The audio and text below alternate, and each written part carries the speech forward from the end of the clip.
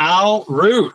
What's up, man? Hey, John, how are you doing, dude? Man, we're doing good. Kyle, I'm gonna give a little bit brief intro to who Kyle is for those of you who don't know, and then we're gonna take off. So Kyle is a former Division I swimmer at Indiana University. I believe you swam against Michael Phelps, right? Yeah, I've raced Michael Phelps a couple of times. I swam right in his right around his heyday. So I was a freshman in college in 2003, right around, and I think like our birthdays are like 10 days apart or something like that. And we're literally the same age, birthdays 10 days apart. He just was an Olympian at like 14, while I was like, wow, I wish I could be that fast. You know, I was like a Michael Phelps fanboy, despite the fact that he's the same age as me. Yeah, you did some of the Olympic trials though, right? So I never did qualify for Olympic trials. I raced World Championship trials, which is like in the tiers, right? That go up. It's like, you know, you have your sectional, you have, you know, junior nationals, you have nationals, then you have, you know, World Championship trials, and then you have Olympic trials, and then you have your Olympics. And I raced in some World Championship trials, lots and lots and lots of nationals, but never did race any Olympic trials. By the time I finally qualified, I ended up switching to CrossFit because, well, as we'll talk about, I found it to be a little bit more fun than, you know, chasing and racing down a black line. Yeah. But yeah, I've always been into racing sports. I love the idea of you know, human racing sports. You know, pitting yourself against someone else and you know, first person across the line or first person to touch the wall is the winner. Like that just, it's so clear who the winner is and who's faster or who's more powerful. And in swimming, I gravitated towards sprint swimming. So it was just, you know, who's the most powerful, who's the fastest, you know, that aspect of racing, sprinting, always resonated with me, and I kind of carried that into, you know, competitive CrossFit as well. I love it. Yeah, you went from swim racing to exercise racing. And yeah. I remember you said, we talked at the semifinal, and you said you were a swimmer, but then you got into CrossFit and you realized that I might be a little bit better at CrossFit than I was as a swimmer. And that's saying a heck of a lot for someone who did it at a pretty high level. So yeah. Definitely want to get into that. So Kyle converted from swimming to CrossFit. He went to regionals 5 times as an individual, missed the games by 1 point in 2013. I know you don't think about that ever. Went to the games on a team. What was the year you guys went to the team? Went to the games on a team with Training Think Tank? 2021. So my last regional, I probably have one of the weirdest competitive histories in the sport. But my last regional was 2015, the first year of the super regionals. And I was pretty beat up. I had just had a meniscus surgery in January and did the open anyway, you know, at the end of February. And I was just a dumb athlete. Like I was being a dumb athlete and, you know, just hard headed and pushing through. And by the time I got done with that season, I was beat up. And I tried to train and compete in 2016, but half the year was spent with me trying to, you know, nurse my knee. Then I had a back tweak. And then I got this series of like repetitive sinus and upper respiratory infections, I think from overtraining. And I was just like, dude, I need a break. And so I did the open in 2017 and 2018, and I skipped the 2019 open. That was the year of the double open. They did a 2019 early one, and then we had the fall one. Yep. And so my first really serious open again was in 2020 as a master's athlete. So last regional 2015, and then CrossFit Games in 2021. That's the normal trajectory, obviously. Yeah, at 37, too, at 37 years old. So I love it. And you're going to the games this year as a master's athlete in Birmingham, Alabama. That's going to be awesome. I can't wait to see that. And then you also have a bachelor's degree in exercise science, and you have a master's in applied sports science. Are both of those from Indiana? Yeah, both those are from Indiana University. And we talked a little bit about that applied sports science degree when we were at semifinal, but I think that's a really unique one. I think that it doesn't exist at Indiana University anymore. In fact, I think just a few years after I finished my graduate work, they did away with that. But that was such a cool experience. And maybe we'll talk about that a little bit, but I think having the opportunity to learn from, you know, veteran NCAA Division I coaches in terms of philosophy and things like that, learn from world record holder powerlifters for, you know, program design and periodization, learn from the Olympic head coach for, 5,000 meter runners, for training theories for endurance events class. Like the classes, the courses that we had access to and the coaches that we had access to because of that was, I don't know. I think that it's a disservice to the sporting world that we don't have more degrees like that now. Absolutely. I hope that somewhere there's still a program like that. I don't know if there is. I hope there is. I remember when I was in PT school at South Alabama, they did something every year called Jag Strength Event. They were the Jaguars. And I remember I went to it every year I was there, but the first year I went, they had John North, who was an Olympic gold medalist, one of the craziest. Yeah. If you're watching this, YouTube John North, and you'll get some great content to look at. Crazy guy. They had Mike Bergner came to it. Yep, that was my first introduction into anything CrossFit. Before this, I was a straight up buys and tries, chest and all this different stuff. And then I remember Mike Bergner asked everybody there to do an overhead PVC squat. And I remember I weighed like probably 210 at the time, and I couldn't do it. And I looked over, and there's this 95-pound nothing girl who's doing this overhead squat and is just as happy as she can be. And I'm like, I am not a human. I've got to figure this out. So started doing CrossFit the next month after that, because I'm like, I got to figure something out. And then also Nick Winkleman was there, Exos guy. Like it was a stellar crew. And now that's not something that I don't think they do it anymore.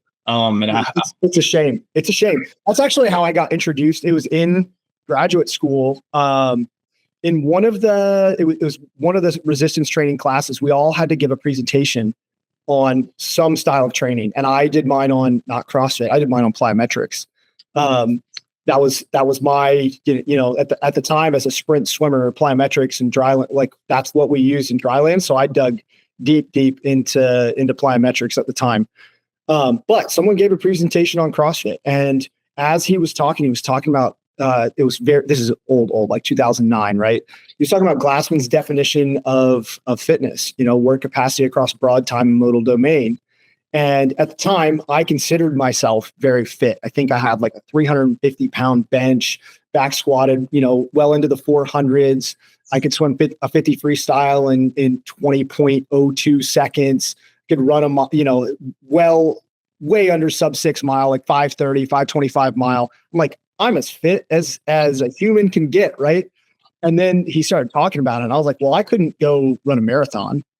I can't do a whole bunch, like I can't do a handstand walk. I can't even do it. Heck, at the time, I couldn't even do a handstand push-up. Like with some of the stuff he was talking about, I was like, man, maybe my assessment of my fitness isn't as accurate as it should be. And it kind of just opened my eyes a little bit, but I was still in the strength and conditioning world, and the dogma was that CrossFit was stupid. And if I went online and I typed in CrossFit, I would see YouTube videos of some of the worst Olympic weightlifting technique that you could possibly imagine. And I was like, this is stupid. And so I shelved it for a while. I shelved it for a long time, actually. And it wasn't until one day I just happened across Main Site. I don't know what I was doing, but somehow I happened across Main Site, and the workout was 21, 15, 9 thruster pull-up. And I was like, right, it's Fran. I didn't know that it was named workout or anything like that. I was like, that's interesting. Well, I tried it, and at the time I could only do strict pull-ups. So I did 21 unbroken strict pull-ups because remember, I was fit and I was going to crush this workout. Well, it took me like 14 and a half minutes to finish. By the time I did that first set of strict pull-ups, I was so pumped I couldn't even hold a front rack as I'm floating the 95 pounds up here. And I got done in 13 minutes, and I went, and at the time people would post their scores up on Main Site, and I went and looked, and like there were people doing it, sub 4 at the time. And I was like, okay, I'm not fit. I found something new. And then that just kind of sat in the back of my mind while I finished up my swim career. And as soon as I was done, I was like, this is it. Absolutely. That's the same way I was after that. At that event, I went and I Olympic lifted for like 2 or 3 months before I went and did a 1 week of CrossFit and realized that I just couldn't do the movements. It drove me crazy because I thought I was an athlete. I was a college basketball player. I thought I'm an athlete, and I literally couldn't do an overhead squat. So I Olympic lifted for for probably 3 or 4 months only after that, just to get the movements. And then I started CrossFit after that. But before we can move on with the entry later on, but I want to ask you on that same topic with the CrossFit methodology, because I think CrossFit has the most robust methodology for fitness out of all of it. They've taken something that has always been there. This type of training has always been there, but through them making a sport of it, we're seeing details of it that we never would have seen without it being a sport. Where do you think that CrossFit really gets it right? Like, and then where do you contrast that with where do you think CrossFit gets it wrong? Well, I think the CrossFit's definition of fitness, work capacity across broad time and modal domain, is probably the most accurate definition of fitness that exists. And CrossFit has done such a good job of contrasting the academic assessment of, various capacities. You can think about them as constructs, right? Like VO2 max, lactate threshold, peak wattage on a wind gate. And like, you can create a battery of tests and you can say that someone is this fit. But what I like about CrossFit's methodology and the way that they test fitness is they test fitness performance. And in the end, it doesn't really matter how big your VO2 max is. It matters what you can do on the field or on the trail or in the water or whatever it is. It's the performance aspect that really is where fitness is truly tested. Like, you might test your VO2 max in the gym, but if you want to know who the fittest is, you put them through a battery of races and time trials and lifts and, endurance tests and things like that. And you see who has the fastest time, the heaviest lift, the highest jump. And it's that performance metric that I think that CrossFit kind of clicked me over to. It's like, well, let's stop worrying about these guys, VO2 max so much, and let's worry more about, performance in the field, in the pool, whatever sport you're working with. Like, let's worry about performance. So I think their assessment of general fitness is so good. Like, that's what CrossFit, I think, has done right. Yeah. Whether or not the CrossFit methodology, the application of their training methodology results in improvement in that kind of fitness, I think is debatable, right? Like, I coach very high level CrossFit athletes. And they only do a small amount of CrossFit within a training week. If you consider CrossFit to be primarily Metcons, most of their training is structured, strength programs, periodized strength programs, periodized conditioning programs, gymnastics skill work, which is part of CrossFit, right? Like, if you look at the pyramid, the argument can be made, like, the base of the pyramid is you got to get your movement down, and then you work your way up to virtuosity, and start your weightlifting, your gymnastics. Like, there's something to be said for that. Like, that generally is right. But I don't think that the over reliance on variance that CrossFit tends to portray, and it may not even be that CrossFit themselves, like, the original intent of CrossFit wasn't like it's constant variance, but it wasn't like unplanned randomness. Yeah.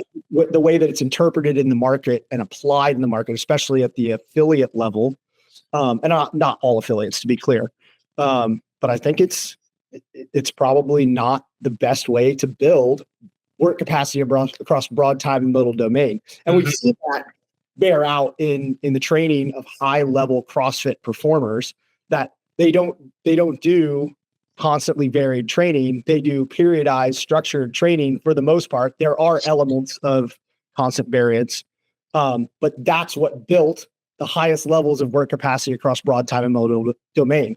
So it's important to keep in mind that, if you're training for the test, and the test is testing for the highest level of fitness, which is work capacity across broad time and modal domain, doesn't mean doing constantly varied training in order to improve that. Yeah, absolutely. But yeah. And I think it's a fascinating conversation, because that is the difference between constantly varied versus something like a high rocks, where everything is laid out prior to, exactly what the training is. The same as I think it's 9 events or 9 different sections. 8 stations. The 1K run before every station. Yeah. So that is pretty hyper specialized. You can absolutely, you can spend all 12 months of the year training those things to get better at it. It's not going to change.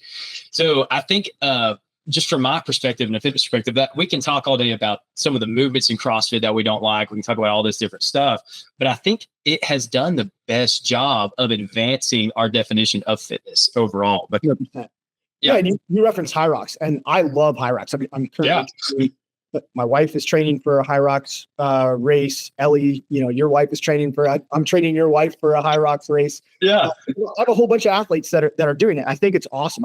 I love fitness racing. I mean, we talked about that at the beginning of the podcast. I think this is awesome, but that's not a good test of fitness, right?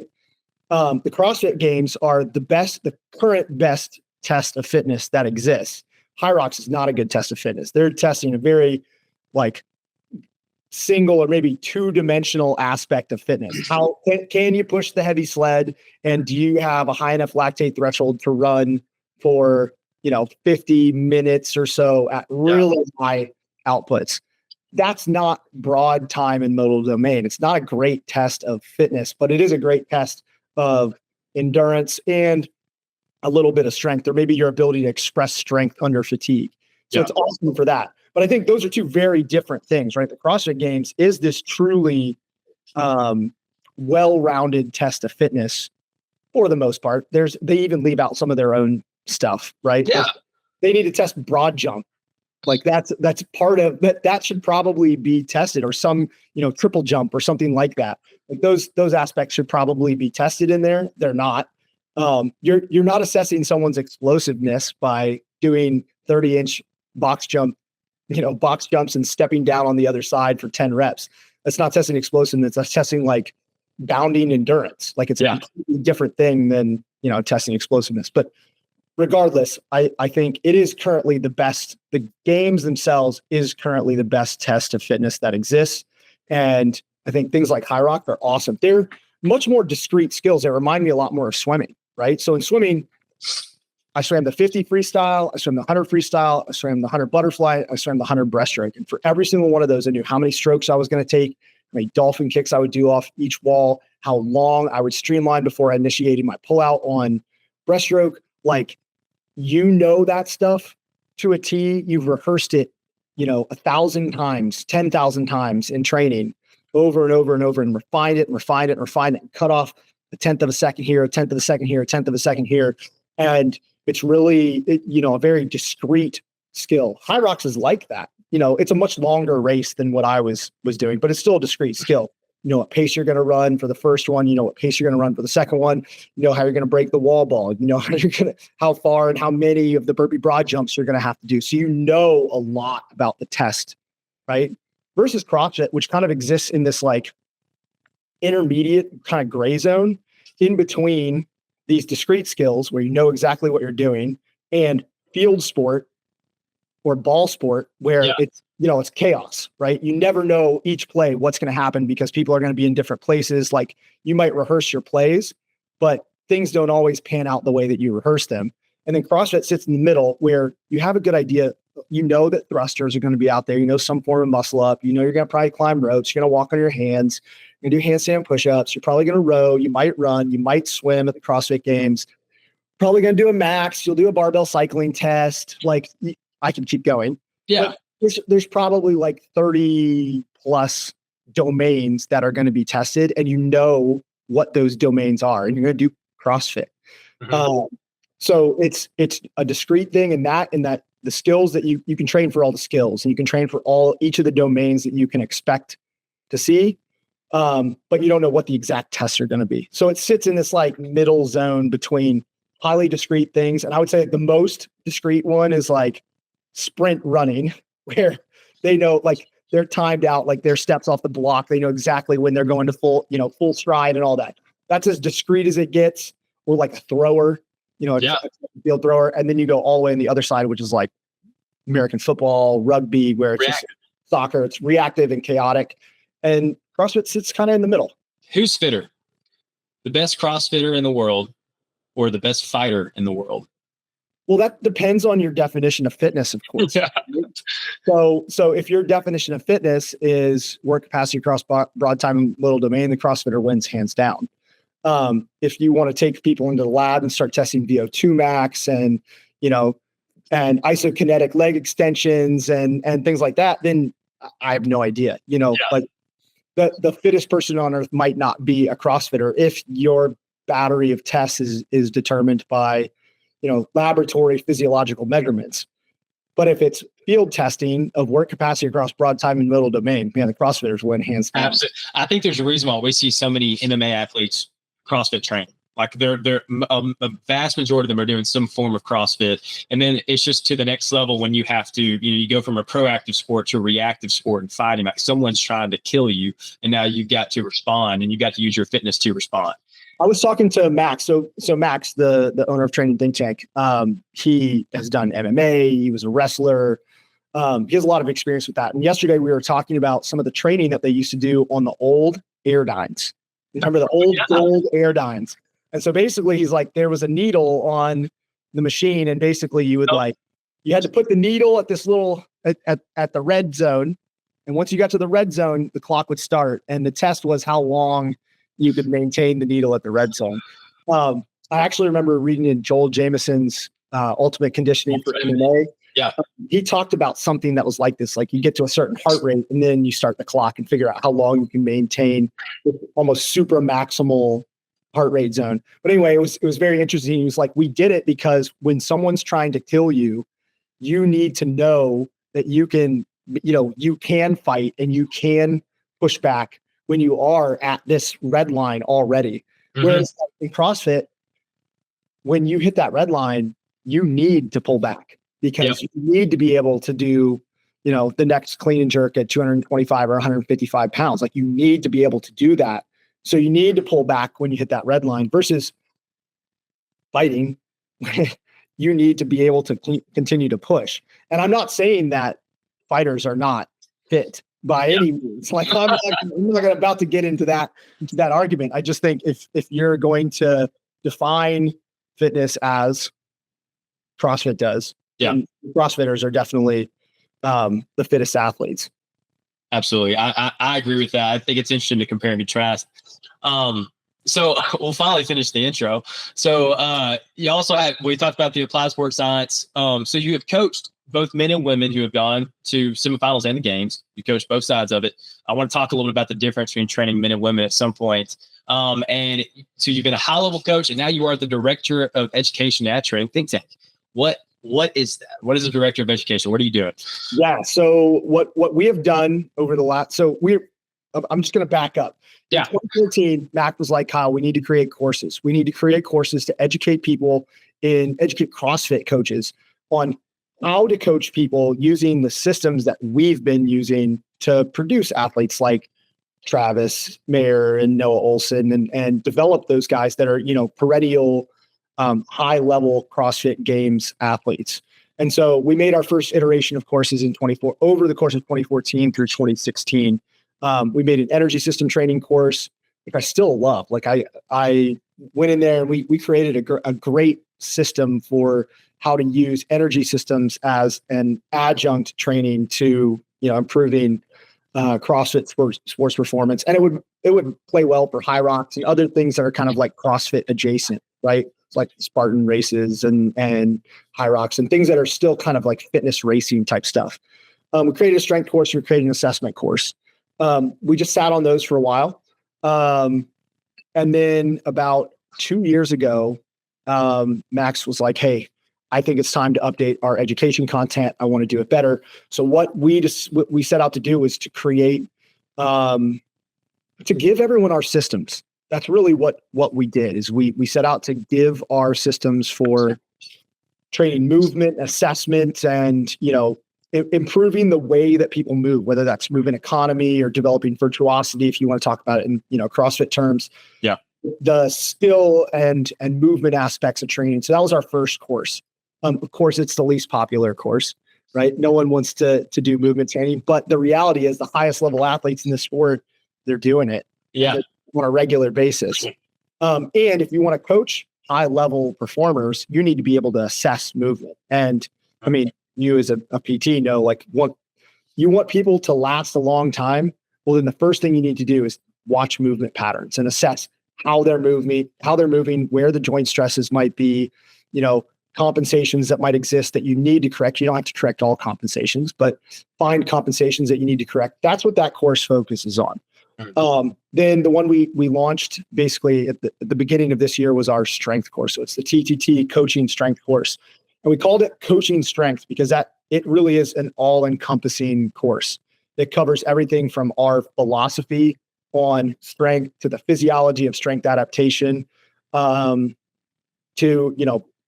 the biomotor patterns and pathways, to our 26 of what we consider to be the most proven methods for developing speed, power, strength endurance, speed endurance, power endurance, right? So each of the different biomotor qualities, we went through and provided what we consider to be the best 3 or 4 methods for improving those things. So our strength, for example, just our strength methods include things like traditional resistance training. We provide Prelipin's table so you can understand how exactly do we prescribe basic resistance training. But then we also have cluster training, band assist, band resist training with chains, some elements of West Side method. And then we go into periodization, and then we go into actually guiding the athlete. So it literally is our system for improving strength from start to finish. And currently, we are working on our conditioning course. So that's to be launched probably around December. They take us about a year to create in total. Each one has a manual that's around 300 pages that I write, along with Kyle Habdo, who's our on-site PT. Together, we put together the manuals. And then they're 20 hours of video content. So, I mean, they're an entire college semester of all the classes that you would take in an entire semester. It's all of that contained in our courses. And they are deep.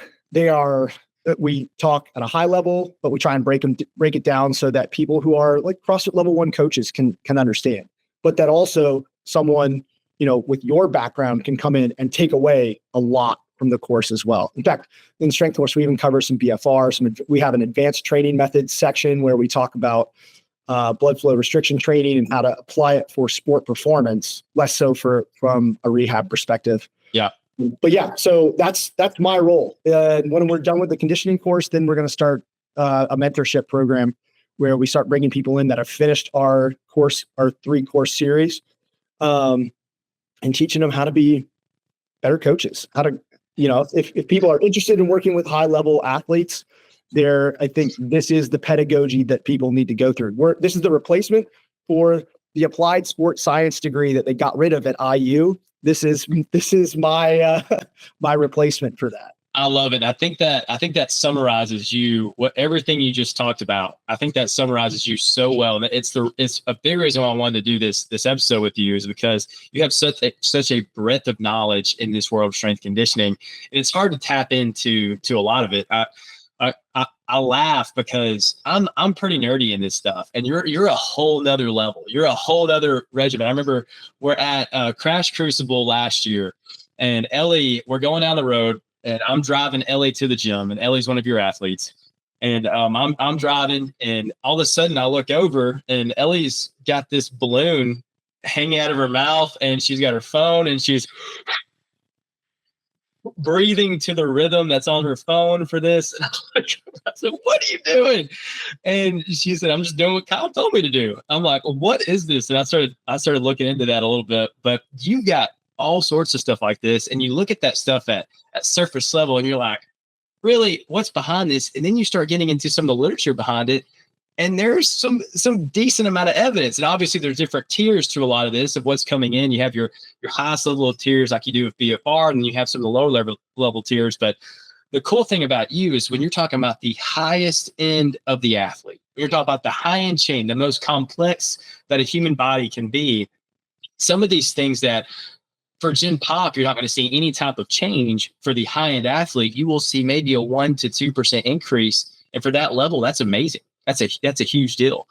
So let's mesh some of that. So you're prepping for the CrossFit Games right now. You're getting ready to go as a masters athlete. Walk us through what you're doing for yourself from a program perspective. What does it look like going up to the games? And then what are some of those things like we just talked about with BFR or the balloon type thing? What are some of those things that you're utilizing to prep for all of this, and why are you doing it? Well, the first thing that you do whenever you're preparing for a task is you perform a needs analysis, right? We talk about this in our courses extensively, that the first thing you need to do is you need to know what you're doing.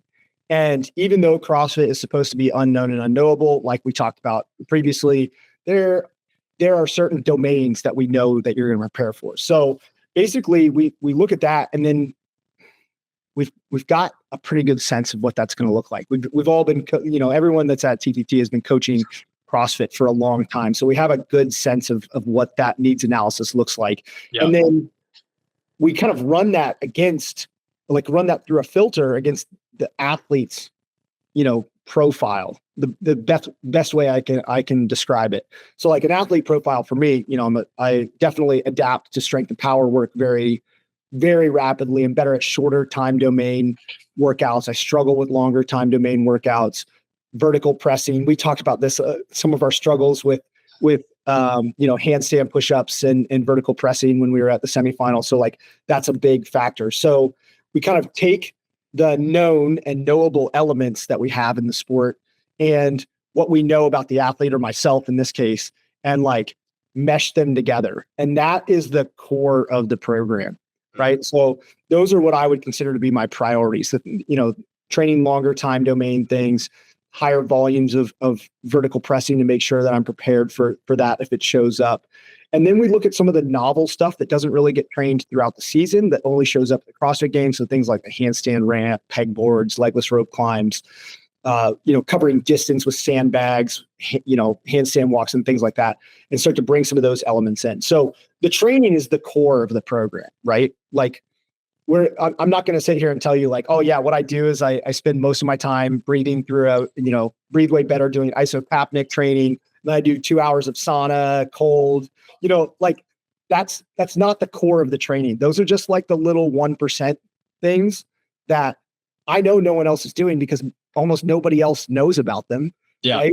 And it's like, I'm trying to stack little 1% things. Cause if you stack the 1% you've seen, I'm sure. Yeah. Eventually you're getting almost exponential returns on it. Not exactly the way it works, but yeah. So the core of it is just training. And to me, one of the things I've learned is that training with other people, at least at this point in my career, I'm 39. I've been competing in sport at a fairly high level for a really long time. Yeah. 20 plus years at this point. For me, it's about doing it with other people. It's about getting in there and racing and getting pushed. And so one of the big aspects of my training is leveraging Travis and Alexis, who are, two of the best athletes in the entire world, that I have, a 25-minute drive and I can go train with them. And so that's really a big part of what I'm doing this summer is I'm spending as much time training with them as I can. When I'm not training with them, I'm training with my wife who's preparing for the High Rocks, doing some of the longer time domain stuff that she's really good at, that I'm pretty weak at. So she's pushing me there. And then the rest of my sessions are dedicated to those priorities, developing the things that I struggle with relative to what we know about the sport. And so that's the core of my training. And that encompasses, two training sessions most days a week. Mm-hmm. Right now it schedules two training sessions on Monday, 2 on Tuesday, 1 very skill-oriented training session on Wednesday. We just got done with a swim session. Even though I was a swimmer, I still need to do it to make sure that I can, perform at a high level. And actually, Travis beat me in the first workout. We did. I'll lay out the session that we just did. I wrote it. I write our trainings, our swim training sessions. We went through a whole warm up series, and then the first workout was 10, 8, 6, 4, 2 dumbbell shouldered overhead, but that's each arm. So you do 10 on the right, 10 on the left with a 70-pound dumbbell for Travis and I, and then a 50 for Alexis. Then 50 swim after each one of those. So it was 250 yards of swimming total and 60 total shouldered overhead with a pretty heavy dumbbell. It was heavy for me and Alexis. It was not heavy for Travis. Travis annihilated us on that one. We rested 15, 20 minutes, and then we did, it was 3 rounds for time, 30 calories on the Concept 2 bike, 100-yard swim. And I snaked Travis on the middle of the second round on that one. And then we had like a longer continuous swim to make sure, should open water swimming show up for any of us, which I hope that it doesn't. I hope it's pool swimming. Should it show up that we're all, conditioned and ready to go. But that was a good example. And we raced. I mean, each one of those, like we were done and we were smoked after that session. But I mean, that gives you a good idea of like what a racing session or what a training session with some of those guys looks like. And that was a pool session. They're even harder when we're in the gym. So I do, the single on Thursday and then double on Friday, double on Saturday, and rest on Sunday. So that's my current week layout, and that affords me as many opportunities to train with them as I can. In those opportunities when I'm not able to train with Travis and Alexis, and training with Haley, my wife, as much as possible, and then just taking care of the skill stuff outside of that. So in terms of a training perspective, that's what it looks like. There's a bit of periodization, like right now is easier. We're definitely in kind of a foundation phase because the Masters Games is 4 weeks after, or 3.5 weeks after the individual games. So I have a much longer window than them. So I'm definitely in the bottom end of the ramp up. I love that they're doing that, by the way. I think that's such a good decision. I really do. That was a fantastic decision by CrossFit. Yeah. I think separating them is going to be, it really lets them focus on the Masters when it's time for the age groups and just in general, adaptive athletes, when the adaptive athletes go, lets them focus on that. Yeah. Rather than we're going to, create the best spectacle for the individuals. And then everybody else is just, hey, thanks for coming. Here's your gift bag. Exactly. Yeah. Yeah. So that's the main training. There's periodization to it. Obviously we're ramping up. That's going to get harder. We're going to race more. We're going to, go through some simulations. That's, I think, a really important thing. If you look at MMA fighters, they always have their training camp, which is almost like a simulation for fight day. We adopted that philosophy back in like 2017, 2018, that, a few weeks out, we run our training camp, which is really just kind of like a simulation of the games weekend. We might do 3 events one day, 2 events the next day, 4 events the next day, 3 events the next day, and like go through a 4-day, full on simulation. You're wrecked afterward, you go through a brief deload, but just being able to touch that kind of intensity that you get when you are racing and having to recover and come back and hit the next one. That's a big component of preparing high level athletes for something like a semifinal or a games, type competition. So that's from a training perspective. The other things that I'm currently doing. Look, before you touch on that, I want to ask this question. I do want to talk about some other stuff, but I think we have a lot of people who listen to this and watch our channel who are more on your 3 core sports, football, basketball, baseball, training for a lot of stuff like that. And I think it's important and fascinating to mention the difference between like a Christian McCaffrey training. He's got those YouTube videos all over the place of his training stuff, and it's really cool. But like, I think a delineation is a CrossFit athlete does not have the luxury to train for safety. Whereas a high level athlete or a high level running back like Christian McCaffrey, most of his training is going to be periodized around how do we keep this guy whose body is worth millions of dollars healthy at all times. There might be a month or 2 months out of the year where you're actually training a higher level stimulus with him to maybe improve a little bit. For the most part, it's a very, very high-end maintenance program. Whereas CrossFit, you don't have that luxury. Like, you have to push your end range capabilities at all times. And I think it's really interesting, especially. I'm going to push back on that a little bit. You don't necessarily have to train for improvement or development or working at, your limit all year long. And that's part of where the periodization does come in. And, I pushed hard today in the pool, and I pushed hard when I trained with them on Monday. And, I pushed really hard when I trained with Haley on Tuesday, but the training is designed in a way that there's bottlenecks and governors built into the training so that I'm not constantly working at the max capacity at all times. Like, you just don't have, especially at 39, I don't have that long of a window to be able to do that. Yeah. I do have to go there, right? You are right that I have to go there, but you have to time that correctly. And peaking in this sport is really, it really does come down to making sure you get the timing right. And we have big, especially for the higher level competitors, we have big off seasons. Last year I actually took June, July, and August where I barely trained any CrossFit at all. I did, Wow, really? long endurance work, lots of ruck work. I followed our compete master's program, which is a step down from what I would normally be. Even though I am a master's athlete, I would train with like the RX Plus or the elite program. I did that Monday, Wednesday, Friday, and then I did this endurance ruck program that we put together a ruck challenge, and I was just kind of participating in that. I did that Tuesday, Thursday, Saturday. That's what my training looked like for 3 months.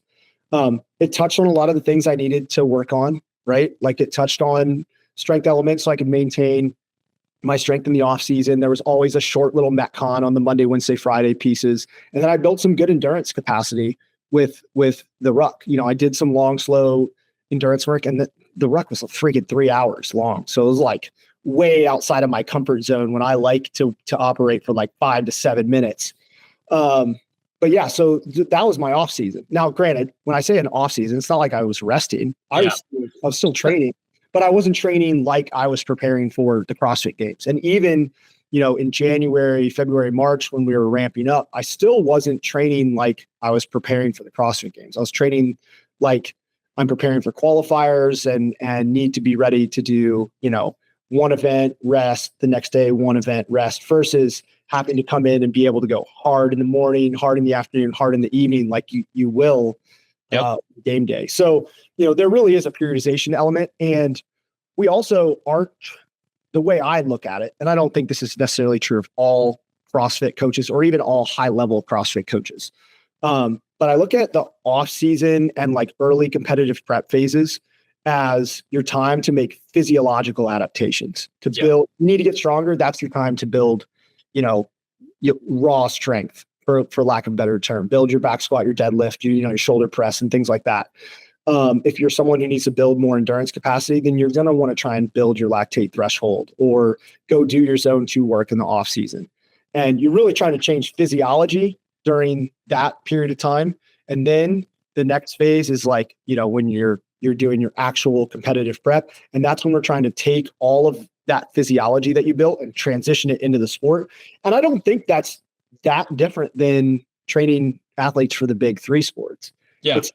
We also are competing within the domain, the gym domain, right? So it definitely looks different, but the 10,000 foot view of it, I think, is relatively similar. Absolutely. I think you're right. And I think depending on who you are, I know for me, whenever we would finish up with the year, I went to semifinals on the team, and a month after that, I basically took off, just kind of, worked out for fun, just did what you want to do.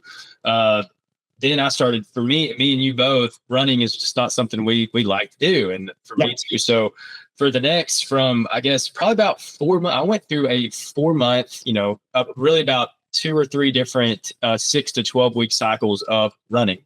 And for me, that's the hardest training I did all year, because I can't stand running. My body doesn't like to run. And I was just pushing myself into the ground because I knew I had a small window to where I had to take these physiological improvements and apply them to CrossFit after that. Yep.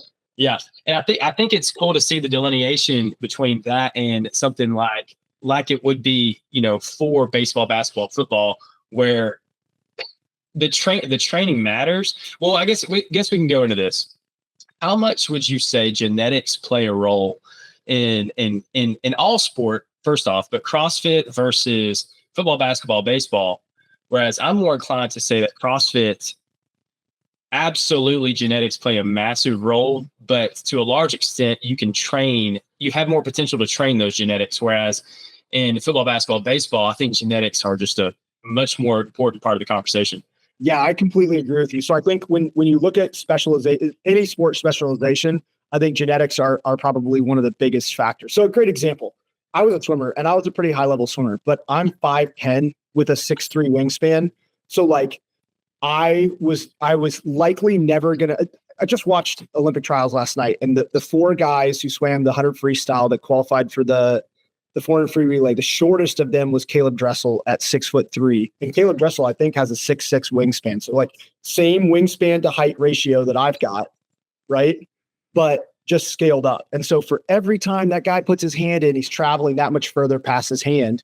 You know what I mean? So it's like swimming comes down to stroke rate and stroke length, and his stroke length is just longer because he's got longer arms. 76-inch wingspan. Yeah. Yeah, there you go. So like genetics plays a huge role in sport performance on the discrete side, and it plays a huge role on the specialization side with football, basketball. Like I'm 5'11". There's a 0% chance that I could be an NBA basketball player. Like it wouldn't matter how good like someone who's 6'6", who's guarding me, like there's no chance I'm going to shoot over him. And like, I got a pretty good vertical jump, but yeah.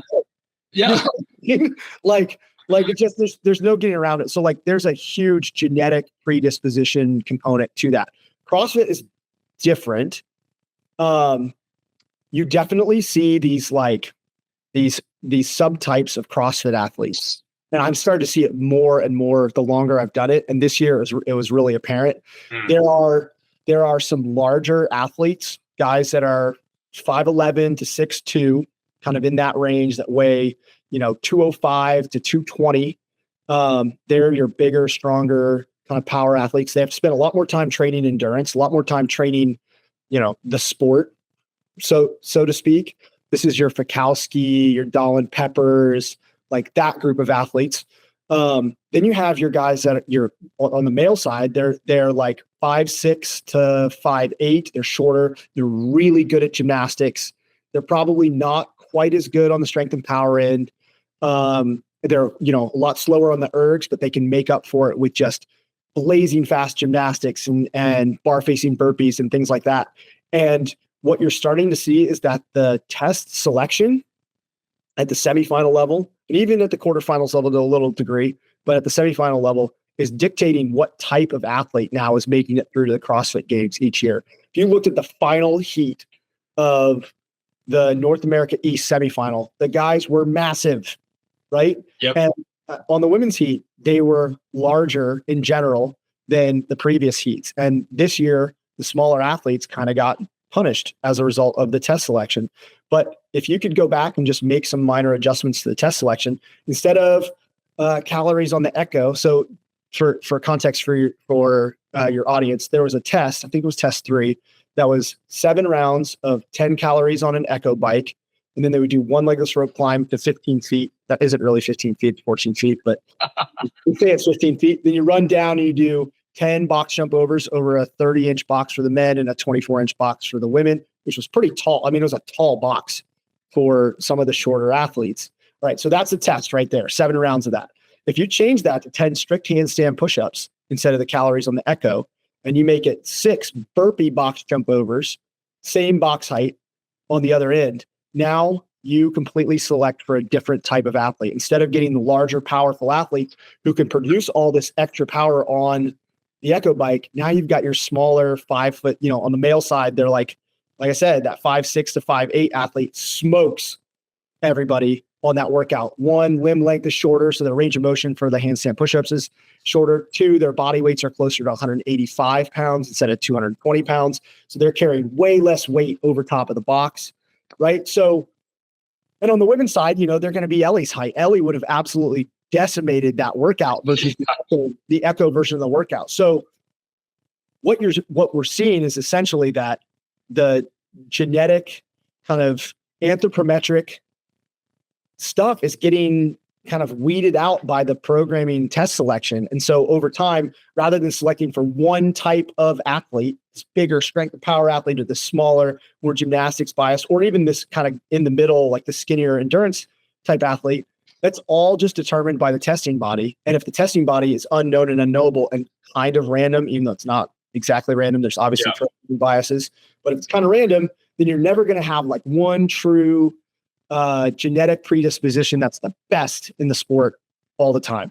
Now you may have, your Tia Claire Toomey type athlete who just is perennially the best, but as the sport continues to mature, and it's 25 or 30 or 35 years old, and it has a lot of history behind it, then the testing body is going to dictate the type of athlete that makes it. And if they change the testing body for the next year, you're going to get a different type of athlete at the CrossFit Games. Yeah. So I don't even know if it's that you can out train your genetics in this. It's just every year you roll the dice and maybe you get really lucky and next year, maybe you don't. Yeah. Yeah. I think it's amazing. That's when you talk about Tia Claire or Matt Fraser back when he was in it. And like, it didn't matter what they threw at them. Like they were still on that. It's just makes you really appreciate just how special they were all together. But all right. So you're at the games. You've got somewhere between 2 to 4 events in a day, something like that. What are you doing between events? So let's say you just did a huge aerobic effort. You did an event 1 of this year's semifinals, which was 5 rounds, 800 meter run, 10 clean and jerks. You're done. You're smoked. How are you recovering? And then how are you prepping for the next event using all those tools that you like to use? So I'm going to start by just kind of giving you my philosophy on recovery. Okay. And this applies to CrossFitters, but I think you could take this and apply it to pretty much any sport. And that is just that during competition, I want to get someone back to homeostasis, to baseline as fast as possible. So you get done with that first workout, which was, for context for your audience, was 5 rounds. They would run 800 meters and they had 10 clean and jerks at 185. Mm-hmm. And for the women, it was 125. Yeah. So it's not super heavy. It was a, moderate percentage of their 1RM, but it was a 20 to 27 minute workout for most athletes. And for most of them, they were running outside. So it was hot, right? First thing that I would do is I would go get in the cold tub, right? Because I want to bring my body temperature back to baseline as quick as possible. Because one thing I've noticed about myself and with my athletes is that if you can get your body temperature back down after a workout, you start to feel better faster. And whether or not that results in performance improvement, it definitely results in confidence improvement in the next event. Because, wow, I feel so much better after that. The other thing that happens is when you're hot, you're not hungry, right? And one of the things that you have to do is you have to get fuel back into your body after 27 minutes of basically operating well above your lactate threshold, and then finishing for the last 2 minutes at VO2 max, most likely. Yeah. Right? So you need to get fuel back in the body. But if you're hot, you're not hungry, you're not going to want to eat or drink anything. So we go and we get in the cold tub, and that stimulates that hunger response and brings your body temperature back down. So then you can start getting nutrients in. And so I would, take in my carbs, a little bit of protein, keep the fats down so I could digest everything pretty quickly. Right. So that's my basics. Then I would go straight back to the hotel room, assuming that I have time, and I'm going to try and get into my Normatec boots and flush the legs, especially since there would have been almost 5K, 4K of running in that workout and a whole bunch of clean and jerks. I would want my legs to recover. If I didn't have the opportunity to do that, then I would go see the on-site massage therapist, manual therapists that are there, and have them do a whole body flush, right? Just try and get all that stale blood and lymph and all that stuff, all that metabolite flushed back and, out of the limbs and being processed in the organs. So that would be the next thing. Then I always take a nap, because your nervous system recovers when you sleep. So it doesn't matter if I'm still at the venue or if I'm back at the hotel, I take a 15-minute nap. And I have spent a ton of time practicing just these really short, brief power naps. It's not long enough to go into any deep sleep cycles. I can fall asleep super fast. Years ago, I read this book by a Navy SEAL, and they talked about the tricks that they taught them to fall asleep fast when they were in the field. And one of them was just relax your face. And I started trying it, and oh man, did it work. And I think I'm particularly suggestible to that kind of stuff. So I tried it and was just like, boom, and I was out. Let me get a shot real quick. I want you to continue, but I want to talk about Normatec boots a lot and things of that nature. And I want to delineate here. So Normatec boots, compression therapy, something like that. There's not a whole lot of research behind it as far as giving you a physiological advantage. But what you're talking about here is really important. We're talking about calming the central nervous system. We're talking about calming the body down. So that is one thing that compression therapy like pneumatic therapy, even putting a sleeve on, just something as simple as putting a sleeve on your leg or something like that, it has a calming effect overall. And I'm right there with you. It's super important going into the next event, especially for the high-end athlete. We are talking about those 1% to 2% things. Yeah, like I said, my goal is to get back to baseline as fast as possible. To get back, and it might be, activating the parasympathetic system, whatever you want to call it. I'm trying to get calmed down. And like, what I've noticed is that if people stay at this elevated, heightened state of readiness all the time for 4 days, You're fried. they're fried on day 2, right? And so it's not just that you're trying to recover physiologically. You're also trying to get you have all these tools to get yourself to just ramp down so that when you get there for the next event, you still have some adrenaline and everything to dump to go out and perform. And you're going to have to do that. You're going to have to sleep and do that again the next day, and then sleep and do that again the next day. That's a lot of it. The other thing I've used a NIRS device. So it measures muscle oxygenation. I've used that with Normatec, and it's very interesting. It kind of looks like you're doing cyclical BFR. So you do have some temporary decreases in muscle oxygen saturation, just like if you were doing an IPC, a BFR IPC protocol. You have this slow decrease in muscle oxygenation, and then it releases the pressure, and you get the ischemic reperfusion that happens afterward.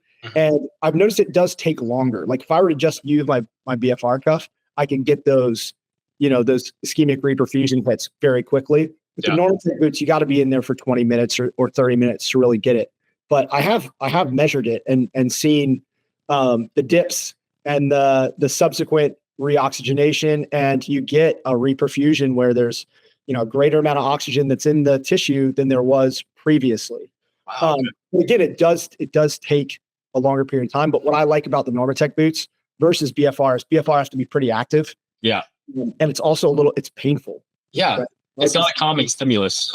Yeah. And with Normatec, I can lay back and have a conversation with my family. I can turn something on. I can take a nap.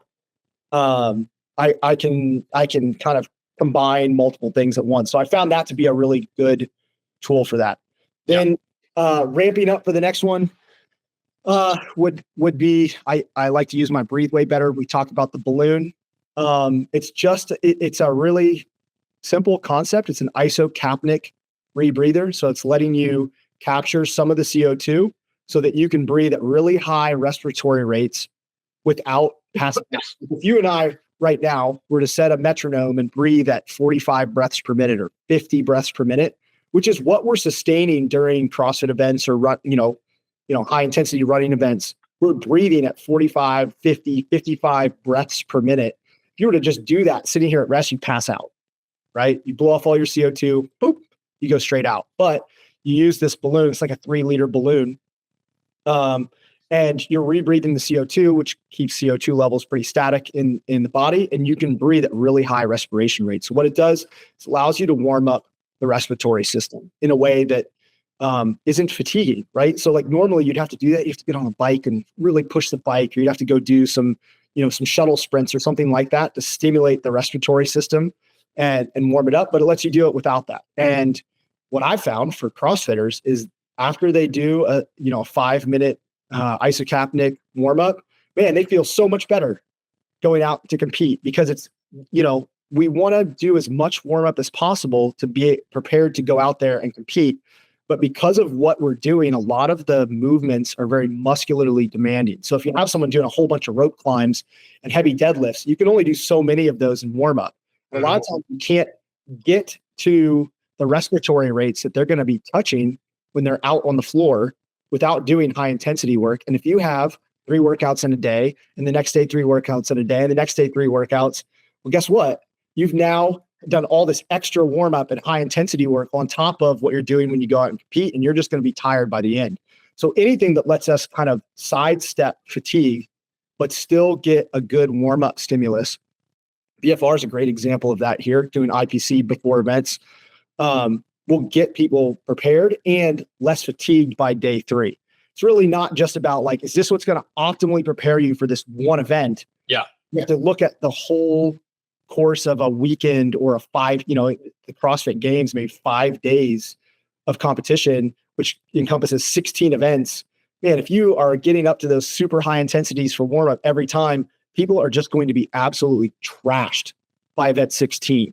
Yep. So we're doing things like Breathe Way Better that help them, warm up their respiratory system quickly using BFR IPC pre-event. How would you compare the Breathe Way Better to? Are you familiar with the Wim Hof method of breathing? Yeah.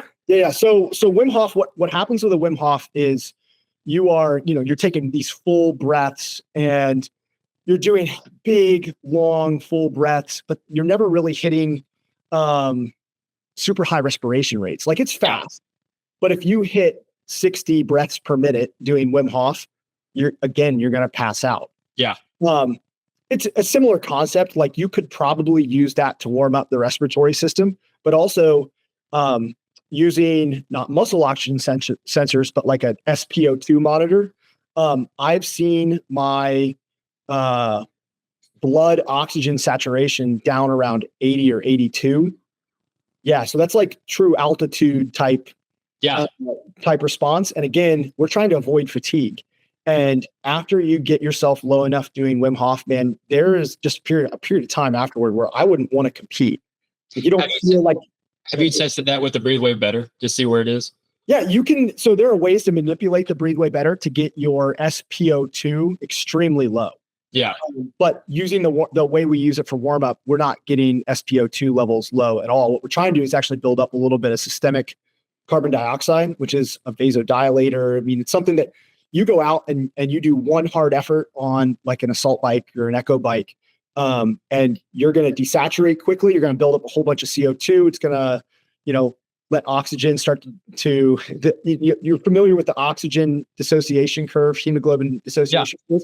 So it makes that CO2 elevation makes hemoglobin less sticky and release its oxygen a little bit better. It's part of warming up. You have to do it, but we can kind of capture that with a Breathe Way Better without having to do some of that sprinting and things like that. So, man, it's a hack. It's a cool little hack. And I think it's not new. If you look at, like you said, you dug into some of the research on it.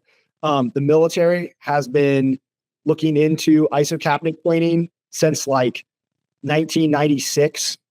So there's a lot of the research is coming from the military on this. Yeah. And they're using it with divers doing rebreathing and things like that. So there's some really cool stuff that's people are just now starting to use it for sport performance in the last 5-6 years. There was a device a couple of years back called the Spiro Tiger, which was $1,000, and it was like the first commercially available isocapnic trainer, and it had like a little onboard computer to tell you if you're breathing enough and the metronome and all this stuff. So it's been around. That was probably circa 2014, 2015 when they produced that. It was just too expensive to see it starting to get in the hands of everyday, or more recreational style athletes like CrossFitters are. But people like Tour de France racers and stuff, they've been using these things for years. They're just not advertising it to everybody because, well, the fewer of their competitors that know about it, the better for them, right? Exactly. Yeah, I said the same thing about BFR whenever it first came out. I was like, man, is this going to be something that they make illegal at some point because of what it's able to do from a hormone standpoint? It's just been phenomenal. But then we talked about, what are some of the things we talked about? The cooling gloves, which we haven't seen. I know you and I both talked about this. We haven't seen as much research in years. I'm not a huge fan of them. We had some at Training Think Tank. We had a chance to use them, and I didn't notice any. There was not even me going into it, having read the research, like there should have been a placebo. I didn't feel anything from using the cooling gloves. Yeah. With that being said, there's definitely some good, strong evidence for pre-cooling, especially for hot endurance events. I've tried that with just using an ice vest before events, and that definitely. You talked about that. Yeah, that's interesting. Yeah, I think basically the concept is that you're going to lower your core temperature by a degree or two. So it gives you just a longer runway till you get to that like critical, I think it's called compensatory heat point, where basically your body can't offload heat fast enough. It just gives you a little bit longer before you get to that point. I would love to test out an ice bath before something like that. I just haven't had the guts to do it yet before a real competitive event. Plus, I hate honestly, I'm telling you, I get in the ice bath after an event, but I couldn't imagine something worse than getting in there before I'm hot already. Like, it's great when you're on fire after, a tough workout, but getting in there before you go out to compete, like, I don't like it. I know. Yeah. We did some stuff on Wim Hof recently, and he's kind of the pioneer in all of that whole space. Yeah. And it's interesting, like, seeing what he was able to do with the ice bath, and his prep for it. He just became so used to hurting, like physically hurting. And he just, so used to that. And I think that's a lot of it with all of this stuff and with CrossFit in general is you train, you get used to going into the pain cave. And all of a sudden your ability to dive further and further into pain, it continues to increase. And I think back to what was the year that they did Murph at the games? They did a partitioned year and an unpartitioned year. So it was like, I think 2015 and 2016, I think were the years. So maybe 14 and 16. I think it was maybe the unpartitioned year, but who was it that somebody passed out? Like, literally. Oh, it was the girl from Australia? Shoot, what's her name? Was it Kara? Kara Webb. Yeah. So Saunders now. Yeah. Yeah. So what I'm trying to get to here, do you think it's possible? You had the Wim Hof thing, we had this autonomic nervous system control almost, and then you have the CrossFit side where you're able to go so far into the pain cave. This is totally a digression from what we're talking about. How much can we overcome those safety mechanisms in our body to continue to push ourselves? Yeah, I think we see it a lot in endurance sports where people like come over the finish line and just crash, or like in Ironman and things like that, and they're like, their body's completely shut down the moment they cross the finish line, or even just feet away from the finish line, like they mismanage their fueling just a tiny bit or their energy level just a tiny bit, and they're in shambles. They literally can't. The original marathon, he died after he ran the marathon. Yes. Yeah. Oh, that's a great story. I remember reading. So my wife was training for a half marathon in March, and I remember reading like, why is this called a marathon? And then I dug into it. That was super fascinating. But I think here's my thought. In endurance sport, there's really only like one or two fatigue signals that you're having to overcome, right? You have like your local tissue pain, and you have this whole body kind of metabolic high heart rate fatigue signal that you have to deal with. Maybe if it's really hot, you have some heat that you have to deal with. With CrossFit, especially if there's heavier barbells included, there are so many more signals that your body is monitoring that I don't think you can just mentally overcome them. Right? Yeah. There's the spinal bracing. There's your brain is constantly monitoring your ability to brace under load. And then you have that, but then you also have the fact that you're at really high respiration rates because you just ran 400 meters before, rode 500 meters at your 2K effort. And then now you're doing front rack walking lunges with 225 pounds. Like your brain is monitoring so many signals. Heat, you got all this extra metabolic heat production. You're producing a ton of CO2 because there's excess CO2 production when you're doing, loaded exercise, especially under high heart rates. Like, it's just, there's so many that are being monitored. I just don't think you can override that many. I think endurance athletes can train themselves to override the few fatigue signals that they're experiencing. But it's just like CrossFit's just like a barrage. It's like a shotgun of fatigue sensations. And you would have to be, we haven't gotten there yet. I'll put it like that. We haven't gotten there yet where someone is like capable of just ignoring all of that.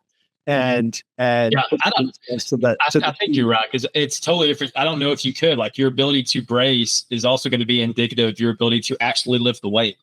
So if you try to bypass your safety mechanism of letting your bracing go, then you're going to fail anyways. Yeah. And you just can't. Like, there are points where you just can't, which is why you referenced Murph. That's why Kara passed out in Murph, which is during the run, which was the endurance portion. I mean, at some point, if you're doing push-ups, your body just fails. Like, you can't just push up. Just do another one. Yeah. People reach true muscular failure in CrossFit events.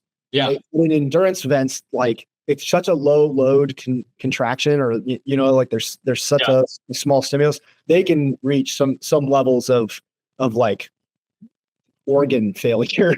It's really interesting. There was a case study done years ago. I want to say 15 to 20 years ago, about this guy who was hiking with a group of kids. I want to say he was like a chaperone or something. Right. And something like a boulder or something fell, and he was the guy holding the boulder up to protect the kids. And I could be getting this story. I need to go back and find this, but he held it up so long that people were able to come in. The kids were saved. He let it go. They got him out of here. He held it so long that when it was all over, almost everything in his upper body was ruptured. Everything. He had avulsions everywhere, but he bypassed all those safety mechanisms to save a life, which is so. And you hear about these crazy stories of some mom lifting up the car to save her kid. Something interesting there that there's something about human connection and that good, almost that altruistic factor of trying to save someone else, that you can bypass some of these things. See, I don't think that'll happen in sport. Yeah, right? Exactly. Yeah. It's a competitive, almost a little bit self-centered endeavor. Yes. One of the things I've found, talking on this point, one of the things I've found as I've gone further in my career, early on, it was about proving people wrong. I was the short guy in swimming. So I was like, I'm going to be the one, you know what I mean? Like there was that aspect. And even when I switched to CrossFit, I had a chip on my shoulder and something to prove, and I wouldn't say I was bad about it. I'm not a mad, angry kind of guy. I'm like, I'm more of a happy-go-lucky kind of joke guy. But the longer I've done this, the more I feel like I'm trying to do it for other people, but it's not the same as saving my kid from a car, from a lion or something like that. Like, there's just no way that I'm going to be able to activate that level. And absolutely the reverse killer instinct, right? It would be like the preservation instinct. There's no way I'm ever going to access that in a competitive endeavor because it's just not worth that much to me. And maybe if there were my family's lives on the line or something, like that, maybe I could do it. But like, that's just not the case, especially in CrossFit, like it's $250,000 prize purse for the individuals. Like no one's going to go out there, and maybe some people are going to go out there and die, but there aren't very many people that are willing to go out there and die for $250,000. We're not at Hunger Games levels. Absolutely. Yeah. I don't value this push-up as much as I value the life of my child. Yeah, exactly. Exactly. Right. Like I really want to hit this lift, but I would lift 10 times. Yeah. To save my kid. Yeah. I don't want to get too far into this, but we talked, you might actually know about the coach. He was a Russian coach, and he used to put trash bags over the ends of the barbells for all of his athletes, and he wouldn't tell them the weight that was on the bar. And they would walk in, and he would say, okay, you're at 75%, hit this for 3. And 85% or something. Yeah. He'd actually have that on the bar. So there's some crazy stuff there. But anyway, before going to that, all right. So I've got a list of questions here that I want to ask you. And if you want to, you can take longer on if you need to. Try to kind of like rapid fire, but if there's something that sticks out to you, just go for it. If you want to. I'm long-winded, so just fair warning that some of these answers may last a long time. Hey, that's fine. Just be as quiet as you want to. But I wanted to, because there's a lot of them. I want to touch on some of them. First one, this may be a longer-winded question, is you coach both high-level women and men. What's the big differences between training a guy and training a girl? Okay, first off, women are way tougher than us. But hands down. Their pain tolerance, I think, is off the charts. I've also watched childbirth, and like I know that there is no chance in hell that I could have handled that. Like, don't we have research, and I haven't checked up on this, but women can handle a higher physiological pain load longer than guys. That's why they're able to maintain a bike stimulus higher than we can. Dude, they're just wired differently than we are. And they are tougher. They can tolerate more pain. They're not as powerful. So like the other thing that I find is that they can handle way more training volume. And it's not, I don't want to say, I'm not going to knock men. I'm not going to knock men on this, because the reason that men generally can't handle more training volume is just when you're back squatting, when I'm back squatting 90% of my 1RM, it's 455 pounds. That is a lot of load on my structure, right? Yeah. Versus someone like Ellie, who's working at 95%, it's like 240 pounds or something like that. Like, it's just a huge difference in the raw load that's being moved. And yes, my skeleton is bigger and I've got more muscle mass and all that, but like, it's just a lot more wear and tear. Yeah. And same thing, like say we're doing, echo bike work. Well, I'm holding, 550 watts and she's holding 375 watts. And in the end, it's just more work being done. And there's only so many calories you can take in a day and all that. And I think there's more to it than that. I think physiologically women they're just tougher. They're more resilient. I think sometimes it takes more volume to get them to adapt. And I think the research kind of bears that out as well. They can definitely handle more strength training volume than men. And if you look at world records, when you get out to the long distances, the ultra marathon distances, the gap between male and female world records is nil. And some of the fastest times in the world are held by women. Again, showing us that volume, ultra marathons are the king or queen of volume. It just shows that they handle more volume better than we do. And sometimes it's required for them to adapt. And so I think that's a big one. The other one, tapering. I think men need longer tapers. Because those loads are heavier, the wattage and the output is higher. It just takes longer for a male body to recover and hit its peak. And I think for females, I tend to err on the side of a shorter taper, and they get ready to go fast. I love it. Awesome. There's some stuff to be said about menstrual cycles as well. Absolutely. I think that one of the things that I have found is that most of the high level females that I coach, they do feel like they're affected by their menstrual cycle. Their RPE goes up, but their actual performance level doesn't change. Some of the females that I coach that are not, at that level, their RPE is higher and their performance level is lower. So this is something that I think we'll start to see investigated more over time, but there's going to be some people who are more affected by it and less affected by it. And that's going to be a genetic, maybe it's not genetic, but a genetic determinant of people who can be highest level, females who can be the highest level. So that's definitely a difference between men and women because, we don't have cycles. So yeah, man. Okay. All right. So would you rather coach a strength limited athlete or an aerobic limited athlete? I think I like to coach strength limited athletes more.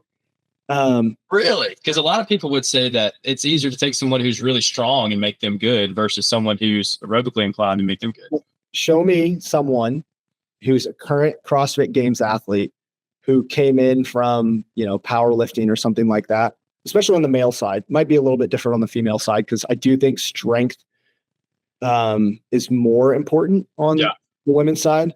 But show me one that is like a true strength power athlete that's competing now at a very high level, like top 10 games. I can't say current. The guys that have the genetic, they got to have a really high VO2 max genetically to be competitive. They also need to be able to put on muscle mass. Yeah. Like you want to be able to do both things. But I think I would rather coach someone who needs to get a lot stronger. That has potential to get stronger. You know what I mean? There's some people who just don't have the potential to adapt to strength training. And I know CrossFit, and this is not true in the whole sport world. We talk about the genetics and stuff, but I think CrossFit tends to sell a story that everybody can be elite. And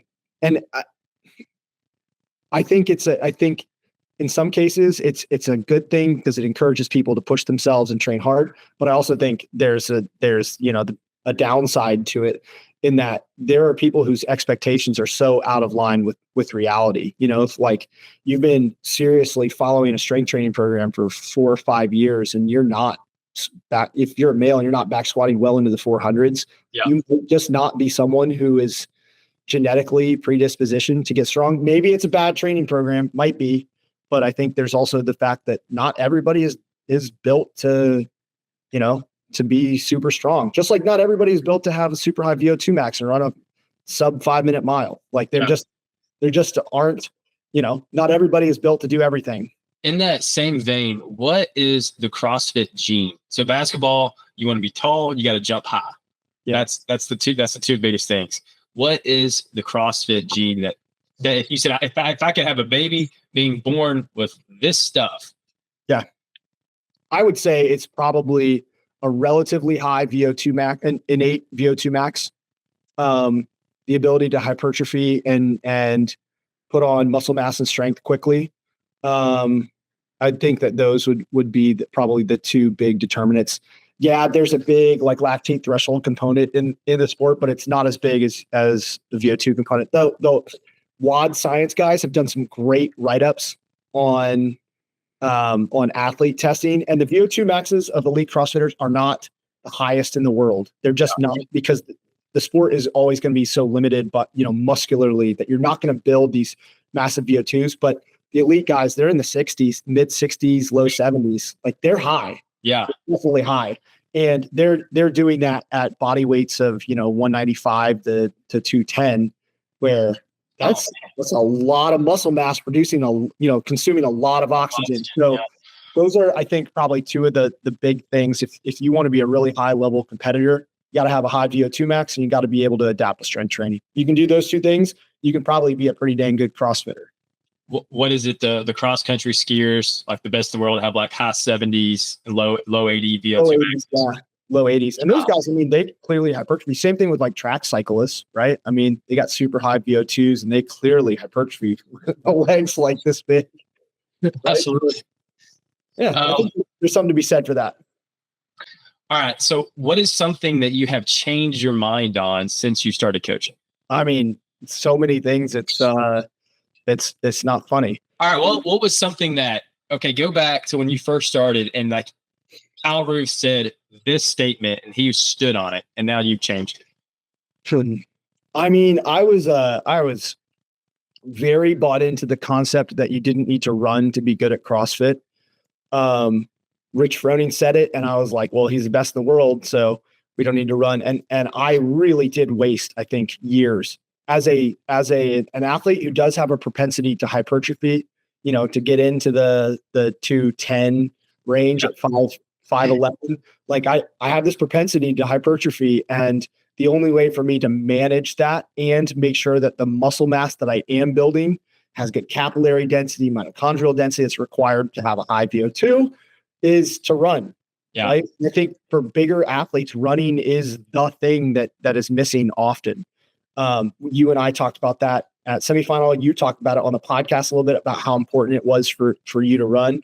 Yeah. It's for me to feel fit, I have to be running, and it doesn't have to be, I don't have to be on a comprehensive 6-day a week running program, but I got to run twice a week at a minimum. And I got to run once long and I got to run once fast, and if I do that, I'm fit. And for most of my athletes, that's also true.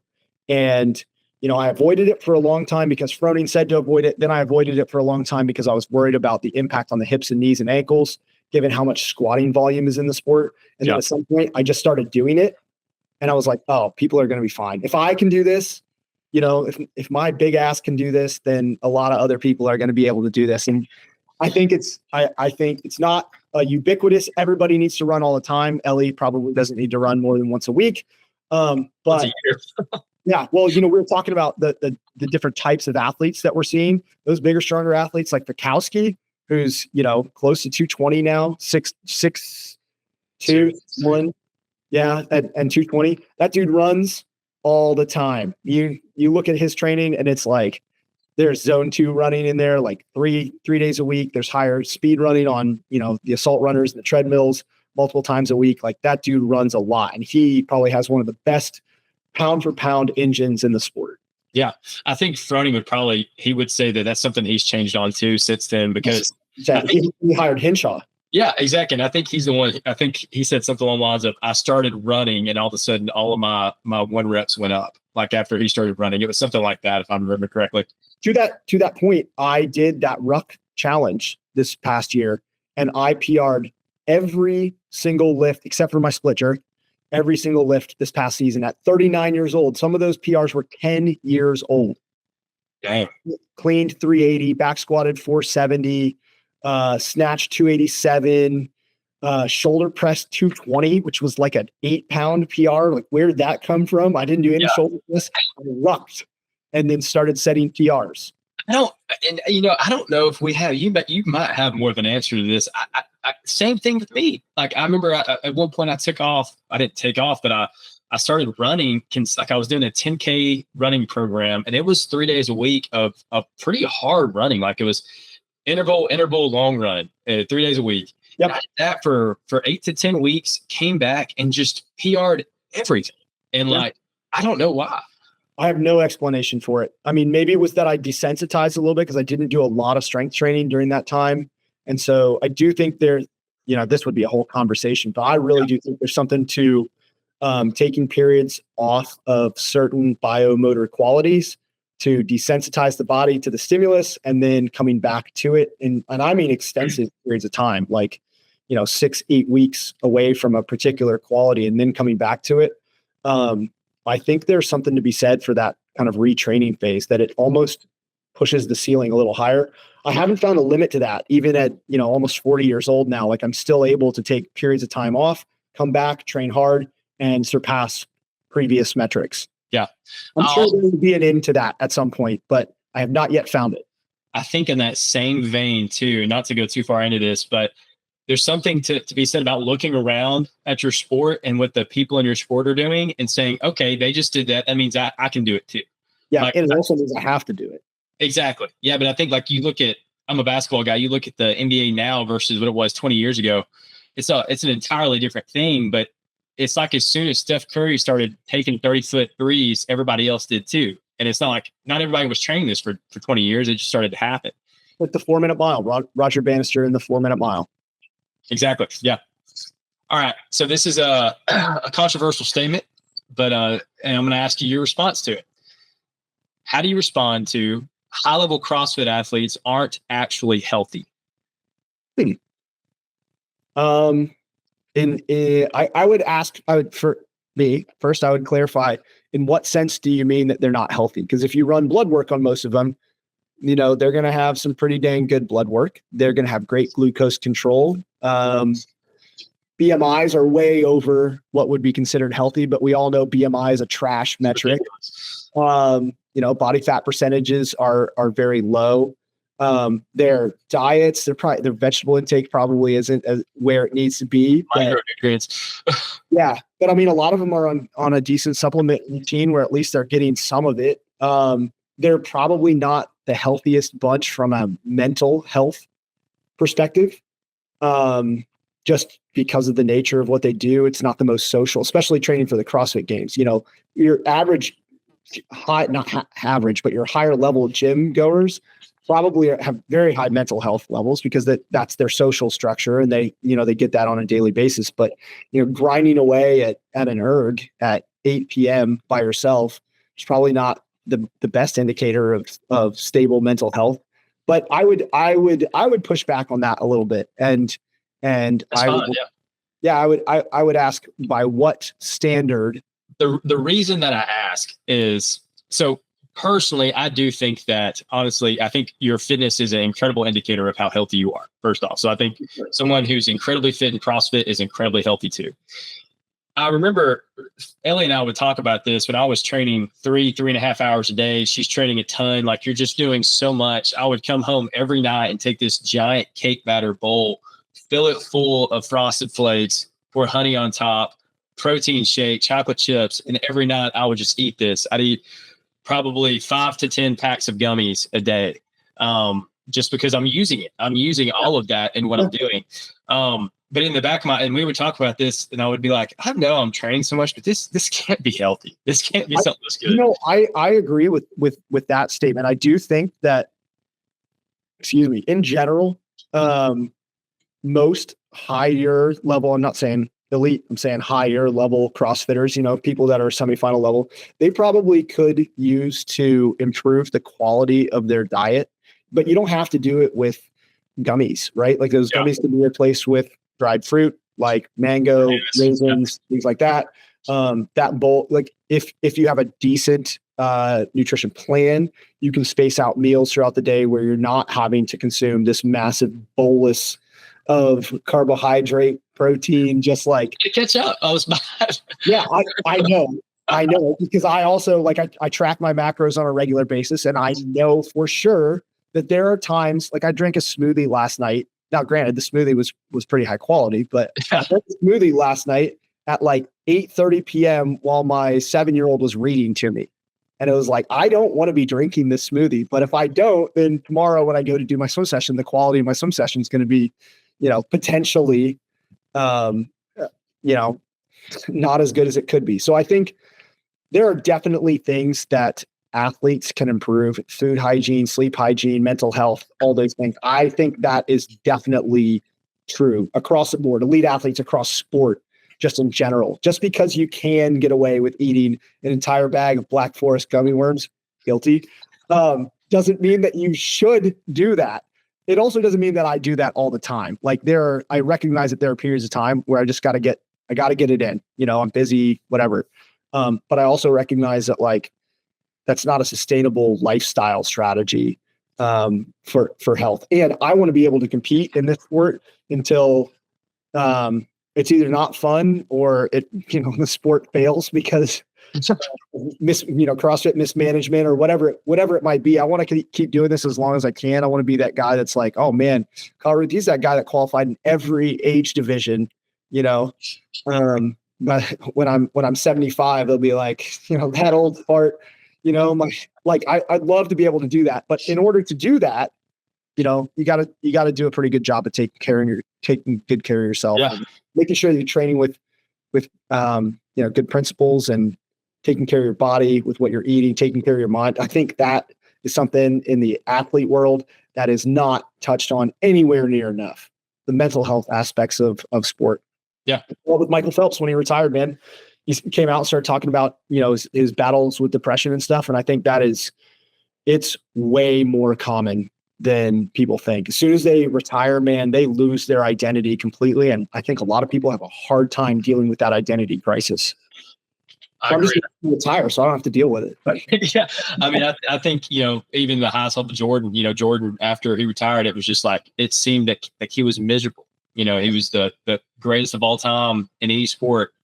You can argue that, but he was miserable for a while, and because he didn't have something higher. You have a family, you have kids.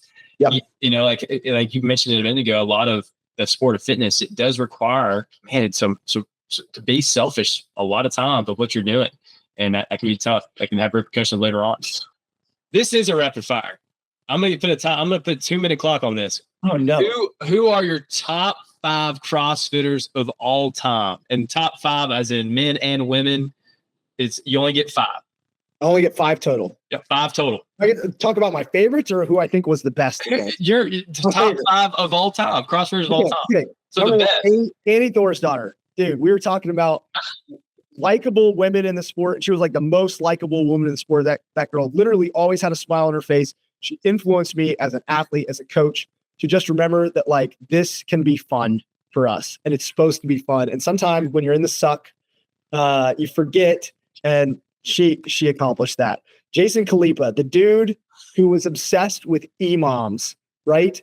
I loved watching him win. He's a family man, and just he went out there and that dude would go full dummy. And I miss watching people like that. And dude, he did it doing imams. That's so creative. It's so awesome. I think there's going to be a season where I dedicate to just training imams. Thanks to Khalipa. All right. Travis Mayer, man, that guy's had, even though I give him a lot of crap and he feels like a younger brother, man, he inspires me on a regular basis. What he's able to do with his gaggle of children and dude, he's a tough. I was talking about women being tougher than men. He's up there. He's as tough as the humans get. He's been one. Noah Olson. The first time I met Noah, I've told him this before, so it's nothing novel, but I didn't like him very much. And then I got to know him, and he became one of my favorite people. But when he comes in town, I love it. He spent time with my kids. He's come over and watched Moana with my kids. What an incredible dude. You know what I mean? We'd go do a swim session, he'd come over and eat pancakes and watch Moana. Incredible guy, and willing to just bury himself in ways that most people. Is that 4? It's 4. Oh, geez. Okay. trying to think of legends of the sport. None of these are GOAT conversation people. I mean, look, I think Rich Froning was amazing. He was a huge influence on me. I think Matt Frazier was a GOAT. I think Tio was a GOAT, but they're not people that I when I'm like think back to it. That's not, you know who it is? It's Ben Smith. It's Ben freaking Smith. So I was mid-Atlantic region, right? 2012, 13, 14, and then super region in 15. And Ben Smith was that guy. Like I looked up to him. I loved watching the videos of him lifting in the garage with the refrigerator. And like, he's the quintessential, like at the time, everyone said he didn't look like a CrossFitter, but I think that's BS. He looked exactly like what you would expect a CrossFitter to look like.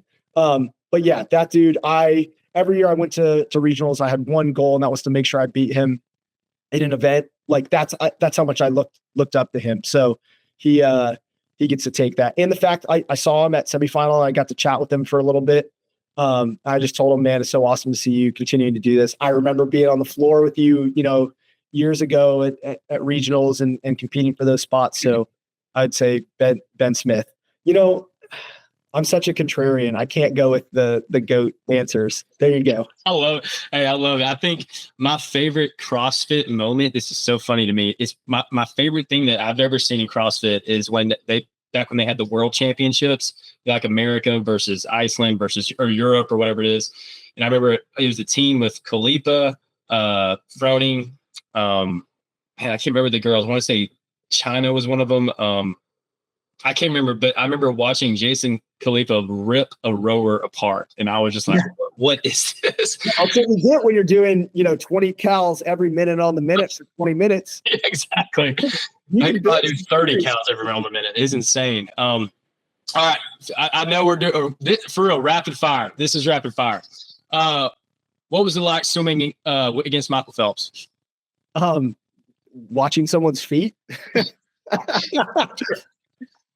So one of the things I had, because I had such a big vertical jump, I had a great start, right? And so 90%, 95% of the time, 98% of the time, I was the first one up, and most people were like at my shoulder, at my hip. Even high level 50 freestyle races, I'd still have a little bit of lead, and they would have to run me down. That was like what I was good at.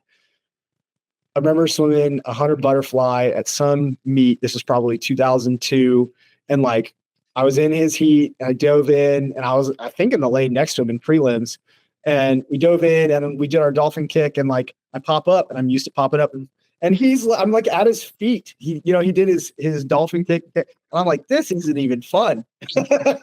Yeah, so you're in a whole other world at that point. Racing. Like this isn't racing. This is just like him time trialing and me, like tagging along for a ride. You had to be, when you get to the meets like that and you see those body types like he had, you had to be a little intimidated. Like these guys are fish. I mean, for sure. I was like, I don't really belong in this sport, but I still feel like I'm pretty good. I did the most that you could do with what I had. Oh, absolutely. That's all you can do. What is your goal at the games this year? Man, so I think there's like 2 or 3 of us 39-year-olds that qualified this year. I think that's it.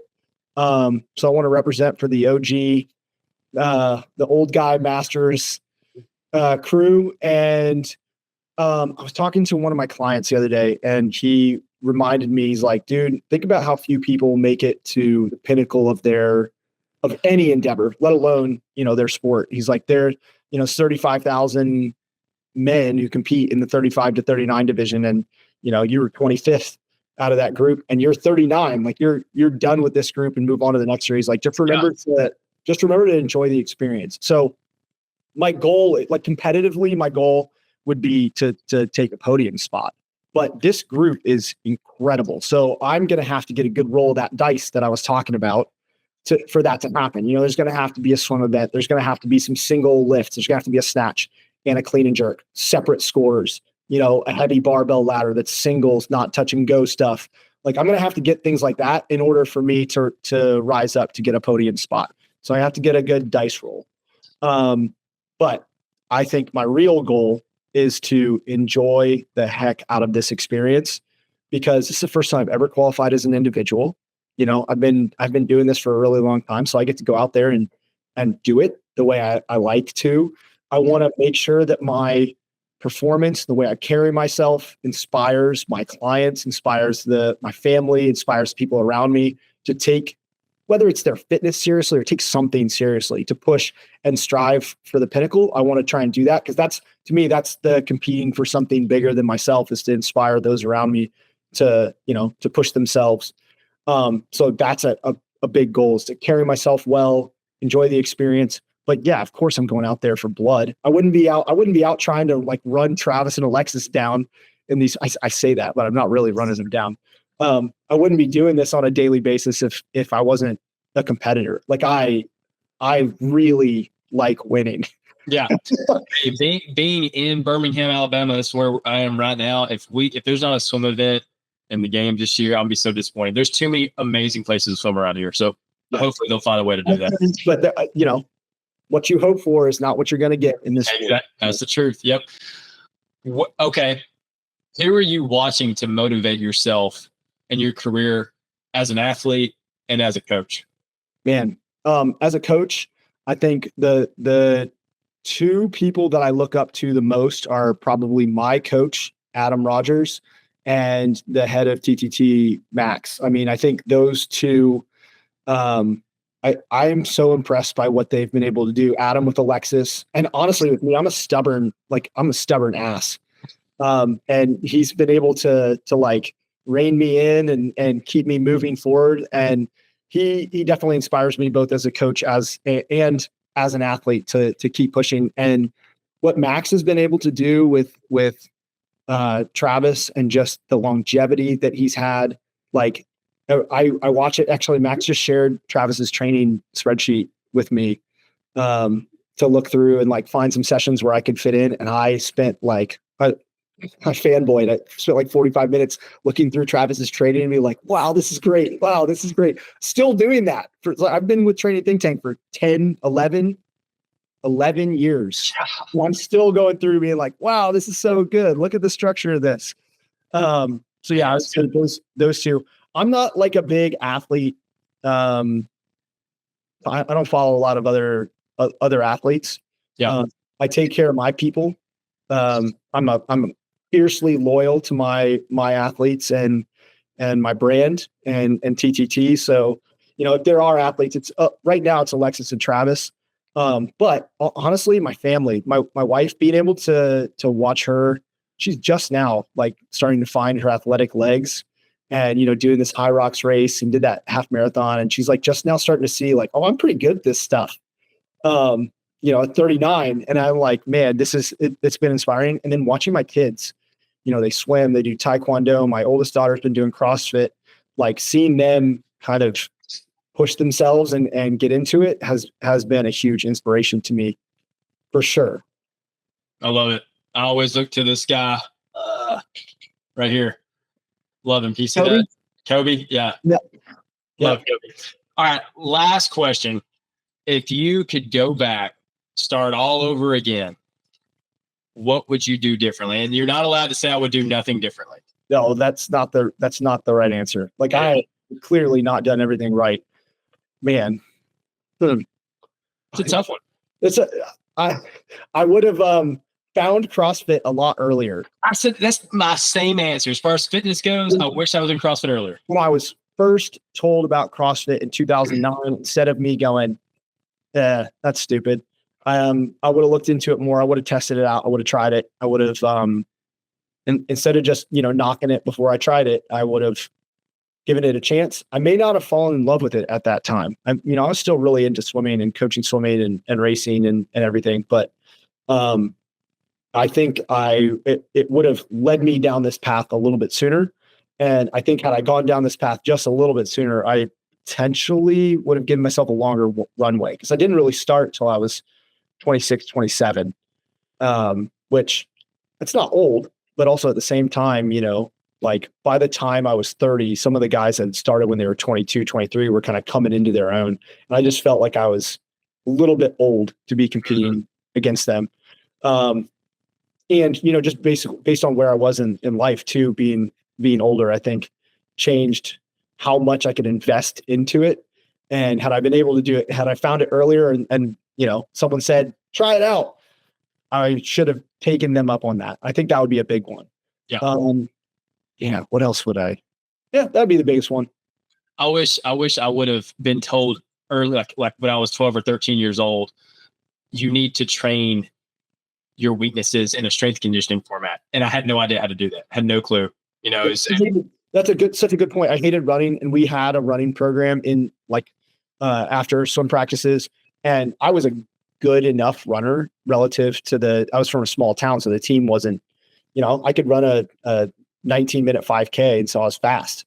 And so I was like, I don't need to do this running. I'm going to go do more strength and power work. And I wish that I had spent a little bit of time building a running engine, not just a swimming engine, or so I agree with you. I totally agree with you. I love it. Well, Kyle, how can people follow you? How can they get a hold of you? I know you got an Instagram handle. How can they get a hold of you?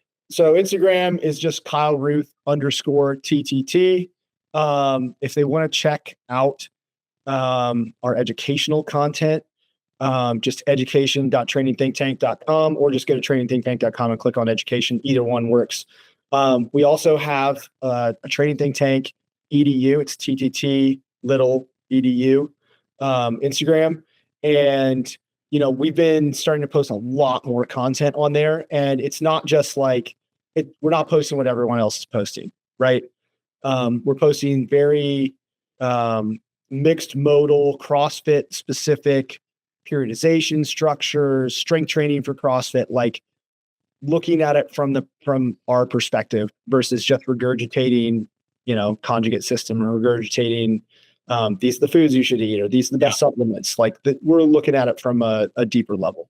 So it's surprising in the CrossFit space how many different coaching groups and organizations have looked to TTT to increase their knowledge, and even from competitors. It's impressive what TTT is putting out there.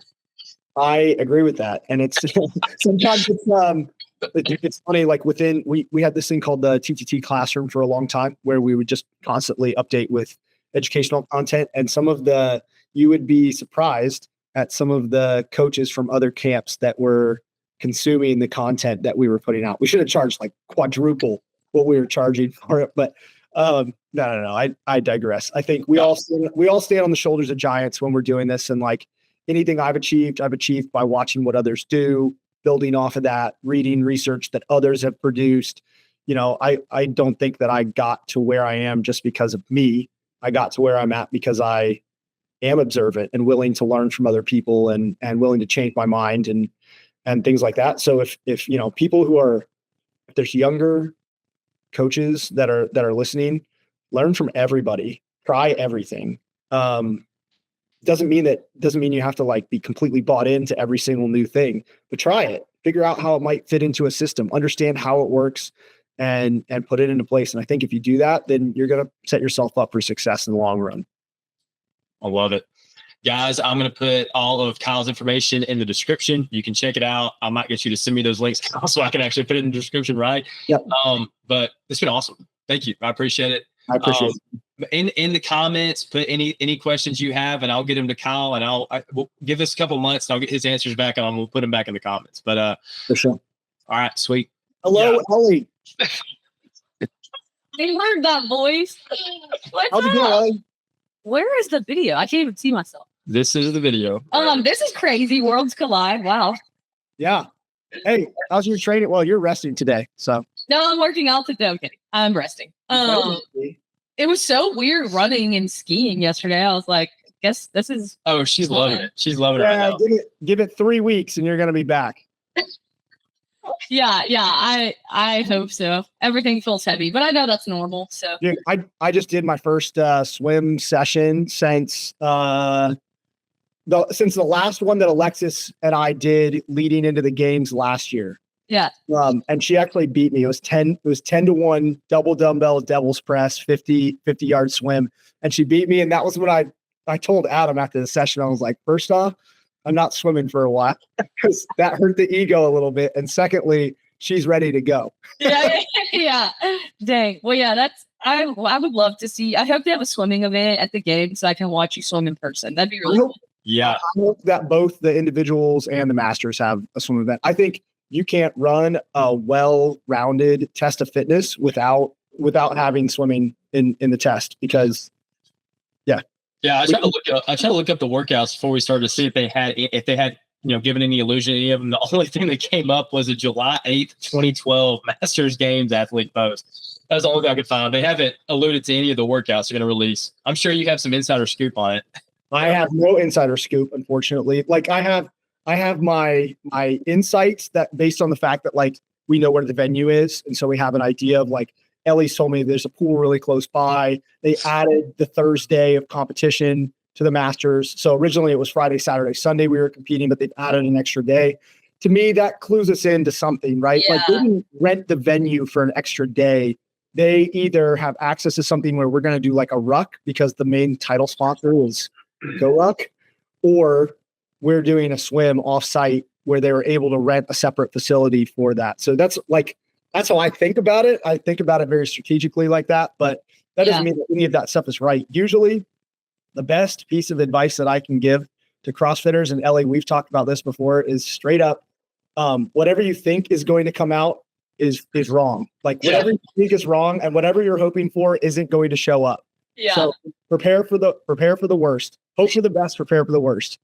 Where do you think They they don't would use Oak Mountain State Park. That's a massive miss. They don't, in my opinion. We have a state park that we host. They host a CrossFit competition there every year. That's really awesome. And so you can host an event there, let alone a swim or a run. I mean, they do Xterras out there and stuff. So I hope be ready for trail running. It's known on the national scene for mountain biking, for trail running. Like it's a huge venue for it. Yeah, that was what Madison was as well. Madison is is nationally renowned for mountain biking and things like that, and they used none of the mountain biking trails. They did a freaking crit. We can do that on any road. They did a crit through the parking lot. Yeah, I'm like, what a waste of resources. But I don't want to waste y'all time. Just want to I was thinking we'd be halfway through the podcast and Ellie would come down here and crash it and just ask you random questions. About coaching me. You're gonna keep all this in the podcast, right? This is all going on. Yeah. Why do you love coaching Ellie? First off, because you're a ton of fun. Secondly, because you're a hard worker, and they love coaching people that are motivated and hard workers. I worked as a personal trainer for a couple of years prior to going into strength and conditioning. And man, I say a couple of years, it was like 8 months. It was long enough for me to go, personal training is not it for me. Like I am just an athlete at heart and a competitor at heart. And so I work really well with people that are competitively driven. Yeah. We see eye to eye. Like I'm as competitive as the people that I coach, maybe sometimes more competitive. And so, it works well. And that's why I like coaching you, Ellie. Oh, that was so nice. I didn't expect an answer. That was great. That part may make the podcast, Ellie. You may be okay, cool. Kyle, so good to see you. Y'all had fun. Excited to listen to this. Yes. And I decided to break my no caffeine, so I'm drinking a little coffee so I can get all hyped up for this podcast. There you go. This is only my fifth cup of the day, but we're good to go. That would be perfect if you're doing BFRPC right now. Hey, if you have that little, if you had the little balloon thing like halfway through the episode, just start doing your breathing. It's upstairs. That thing is awesome though. I want to get into All right, let's talk about it.